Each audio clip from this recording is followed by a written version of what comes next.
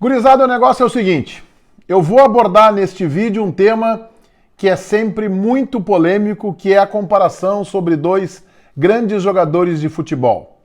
Eu vou comparar Renato, o maior ídolo do Grêmio, com D'Alessandro, um dos maiores ídolos do Internacional, e aqui já consiste uma diferença substancial. Já vamos falar sobre isso. Antes eu quero te convidar para que você se inscreva no canal, dá o teu like, vem para cá para conversar sobre futebol e principalmente sobre dupla Grenal conosco.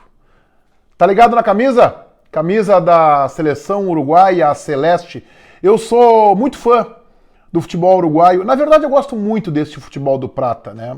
Do Uruguai e da Argentina. Eu fiquei um pouco decepcionado com os argentinos, não com a seleção, mas a seleção também, pela conduta que os argentinos tiveram na Copa do Mundo do Brasil em 2014, quando eles foram tão bem recepcionados pelos brasileiros, especialmente aqui em Porto Alegre. A prefeitura chegou a montar abrigos, porque alguns vieram para cá só de carro, não tinham nem aonde dormir, nem o que comer. E a prefeitura deu todo o amparo possível, os gaúchos recepcionaram bem, e eles ficam cantando aquelas musicazinhas no estádio. Depois os jogadores, quando o Brasil já estava eliminado da Copa do Mundo, a seleção da Argentina derrota a Holanda na semifinal, e os próprios jogadores cantam aquela musiquinha, Brasil decime que se siente. Eu acho que não é uma atitude profissional, eu não acho legal isso. E ali eu me decepcionei um pouco, mas eu respeito muito. Eu tenho uma identificação com essas equipes que eu digo assim, são do prata. Eu me identifico muito com a cultura deles, do país. Eu me identifico com a gastronomia, com os hábitos, com a música. A minha música preferida é o tango. Eu gosto muito de música latina, eu gosto muito de Fito Páez. Então eu tenho uma identificação muito forte com a cultura do prata aqui do Uruguai e da Argentina. Gosto da culinária, gosto dos assados. E o futebol também, eu gosto desse futebol pegado de gana que eles têm, então a seleção uruguaia costuma ser o meu segundo time. Eu tenho um carinho pelo país. Aliás, eu tive a possibilidade de entrevistar dois grandes personagens da história do futebol uruguaio. O Didia, né, autor do gol da Copa de 50, quando ele esteve em Porto Alegre na festa do Encontro do Esporte, promovida pelo João Bosco Vaz. E o Juan Schiaffino, certa feita, quando eu fui a Montevidéu fazer uma série de reportagens para a TV Bandeirantes, lá fiquei 10 dias e consegui entrevistar o Juan Schiaffino, camisa 10 daquele time do Uruguai, campeão do mundo em 1950, no Maracanaço, sobre o Brasil, virada de 2-1, e o Juan Schiaffino fez o primeiro gol do Uruguai e eu tive a possibilidade de entrevistá-lo. Sou muito fã do futebol do Uruguai e por isso a minha camisa celeste, eu tenho aí umas 3 ou 4 camisas da seleção do Uruguai e uso com todo carinho e muito respeito. No Donos da Bola dessa semana, nós debatemos um tema que é sempre muito polêmico e que eu sei causa desconforto. Quem jogou mais? Renato Portaluppi ou Andrés D'Alessandro? Que ainda joga, ainda está em atividade. Bem, em primeiro lugar, eu acho que a comparação é saudável e acho que ela é pertinente. Eu não entro nessa de quem acha que o Renato jogava mais, não dá nem para comparar, ou quem acha que o D'Alessandro jogava mais, não dá nem para comparar. Não, eu acho que dá para comparar e acho que faz parte, inclusive, do folclore e da graça do futebol. Mas são épocas distintas, ok, mas a gente não pode também ser tão quadrado, né, gente? Comparar os jogadores tem que ser da mesma posição, são da mesma época. Às vezes as comparações são um pouco mais difíceis, comparar quem jogava mais, um atacante ou um zagueiro. Aí eu acho que fica um pouco mais difícil, mas a gente pode ainda assim classificar quem era mais importante, ou um zagueiro ou um atacante. Então eu entendo que são momentos diferentes do Renato, e do D'Alessandro, que está ainda em vigência, praticando o seu futebol. Entendo que as posições são diferentes, um é atacante, o outro é armador, mas eu acho que dá para comparar. Gente, a gente não pode também ser tão sério assim, né? Ser tão assim, né? Não dá para comparar, são épocas distintas. Mas sempre quando se compara pode causar um prejuízo. Que prejuízo vai acontecer se a gente disser aqui que o Renato jogou mais ou que o D'Alessandro jogou mais? Isso é para debater futebol, gente. Sem histeria também, sem ataque pessoal. Se alguém acha que é o Renato, ok, palmas. Se alguém acha que é o D'Alessandro, ok, palmas. É só uma opinião, isso não muda nada na história. E eu tenho a minha opinião. Aliás, eles têm semelhanças nas suas trajetórias. Um dos maiores momentos da história do Renato foi quando ele conquista, com 19 anos, com a camisa do Grêmio, a Copa Intercontinental, com um protagonismo exuberante. Ele, mais do que acabar com o jogo, ele fez os 2 gols da vitória do Grêmio sobre o Hamburgo. E isso tem que ser respeitado. O D'Alessandro também, com 19 para 20 anos, ele ganha na Argentina, no seu país, um campeonato mundial sub-20, com a camisa da Argentina, como protagonista da equipe. Então os dois ali com 19, 20 anos têm momentos de glória. São dois jogadores que não tiveram muito sucesso nas seleções de seu país. O Renato poderia ter jogado a Copa de 86, cometeu lá uma gafe numa saída noturna, acabou cortado pelo Tele, acho que injustamente. O grande prejudicado não foi apenas o Renato, foi a seleção brasileira. O Renato deveria jogar, inclusive, como titular. Tanto é que em 90 ele foi chamado pelo Lazzaroni, ficou na reserva e entrou até no finalzinho daquele jogo com a Argentina. Poderia ter jogado a Copa de 86 o Renato, mas uma concentração em BH, jogadores, alguns fizeram festa, ele chegou tarde, pularam o muro da concentração, ele foi cortado, e depois vocês lembram, o Leandro, célebre lateral direito do Flamengo, que estava com o Renato na noitada, grande parceiro e amigo do Renato, acabou pedindo inclusive o seu desligamento, que foi mais um prejuízo para a seleção do Tele. O D'Alessandro também não teve muito sucesso, mas o D'Alessandro, nos Jogos Olímpicos de Atenas em 2004, como uma referência importante do time, conquistou a medalha de ouro. Isso é elogiável. Mas no time principal também não teve muito sucesso, a exemplo do Renato. Também quando foram para jogar no futebol europeu, os dois tiveram dificuldades. O Renato mais ainda.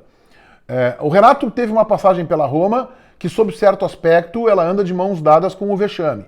Ele não foi nada bem lá.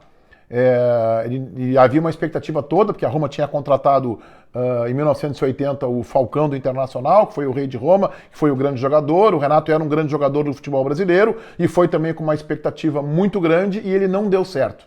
Ele realmente não deu certo, ele fracassou na Roma. O D'Alessandro também não foi bem no futebol europeu. Ainda assim ele conseguiu ficar lá por 3 ou 4 temporadas, ficou trocando de times pequenos, mas também não teve sucesso no futebol europeu. Aí ele voltou para futebol argentino, foi bem, foi campeão nacional e depois veio para o Internacional. O Renato teve uma passagem pelo Grêmio também de 3, 4 meses, no comecinho dos anos 90 e 91 também, que não foi muito bem. Mas o Renato foi muito bem no Grêmio, e foi muito bem no futebol do Rio de Janeiro, especialmente no Flamengo. Mas ele foi bem também no Fluminense. Ele foi bem no Flamengo, ele decidiu uma Copa do Brasil para o Flamengo, praticamente. Ele foi campeão da Taça União com o Flamengo, com bons parceiros no time, mas foi campeão. E agora ele, como técnico, também se conquistou no Grêmio, né, a sua redenção, ganhando a Copa do Brasil, que ele já havia vencido com o Fluminense, e ganhando uma Libertadores da América. Mas a gente está comparando aqui os dois jogadores. É importante que se diga o seguinte, há uma diferença, e eu falei no começo desse vídeo, de contexto dos dois. O Renato e a gente tem que enxergar isso, o Renato sem dúvida alguma, o maior ídolo da história do Grêmio. Incomparável. O Renato está no 10º andar e o segundo colocado, seja quem for, está no andar térreo. A gente pode colocar Hugo de León, capitão do time campeão brasileiro, campeão da Libertadores e da Copa Intercontinental. Podemos botar Hugo de León. Podemos botar o Everaldo, que lateral esquerda da seleção de 70, era um jogador mediano, tá? Se você não viu o Everaldo jogar, eu te digo, era um jogador mediano. Era o mais fraco daquele time do Zagallo da Copa de 70, mas era um bom lateral, e foi homenageado na camisa do Grêmio, é uma das estrelas, morreu prematuramente com um acidente automobilístico. Era um bom jogador, um jogador eficiente, longe de... O Grêmio teve outros laterais que jogavam muito mais que o Everaldo, mas muito identificado com o clube. Enfim, o Grêmio tem grandes jogadores que a gente pode enumerar aí, do time do Filipão dos anos 90, o Adilson Batista, o Dinho, o Emerson, o Jardel, o Paulo Nunes, um pouco mais para trás também, o Iura é um jogador emblemático da história do Grêmio, o Tarcísio, mas o Renato é o maior ídolo da história do Grêmio e não há comparações. O D'Alessandro não é o maior ídolo da história do Internacional, ele é o maior ídolo da história recente do Internacional pós-Fernandão, não há dúvida alguma. Mas ele... Para muitos torcedores colorados, eu sei que ele é visto como o maior ídolo da história do clube, mas especialmente os mais jovens, mas ele não é. Na minha opinião, o maior ídolo da história do Internacional, aquele jogador que é a maior referência do clube, é Paulo Roberto Falcão. Eu ainda agrego o chileno Elias Figueroa, autor que foi personagem de 2 títulos brasileiros, né? Falcão ganhou 3, 75, 76, 79. Figueroa ganhou 2. 1975, 76, e fez o gol do título em 75. Então eu acho que Falcão rivaliza principalmente com o Fernandão. Fernandão, capitão da equipe comandou o time da Libertadores da América em 2006 e comandou o time no Mundial. Não foi o melhor jogador em campo naquele Mundial? Não foi. O melhor foi o Yarley, foi o melhor naquela partida. Mas ele cumpriu taticamente um papel importante. Mas não só por isso. Uma liderança, uma referência, jogador que conversava individualmente com os companheiros. Tinha uma liderança impressionante o Fernandão. O D'Alessandro também tem. E o Renato, que tem uma liderança como técnico, como jogador, talvez não tivesse essa mesma capacidade de liderar os seus colegas. Ele não era o líder do time do Grêmio que ganha do Hamburgo no Japão, mas ele era o jogador que botava a bola embaixo do braço e partia para resolver. Então o D'Alessandro, essa é uma diferença dos dois. O Renato é o maior ídolo da história do Grêmio. Nada se compara à idolatria do Renato, reforçada agora por essa passagem como técnico, onde ele ganha uma série de títulos. O D'Alessandro não é o maior, ele é um dos maiores e, na minha opinião, está um degrau abaixo. Um degrau, não é muito. O Inter tem pulverizado essa condição de grande ídolo da sua história com o Fernandão, com o Falcão, com o Figueroa e com o D'Alessandro. Valdomiro a gente pode colocar, ok. O Valdomiro é um personagem importante da história colorada, jogou muito tempo no clube.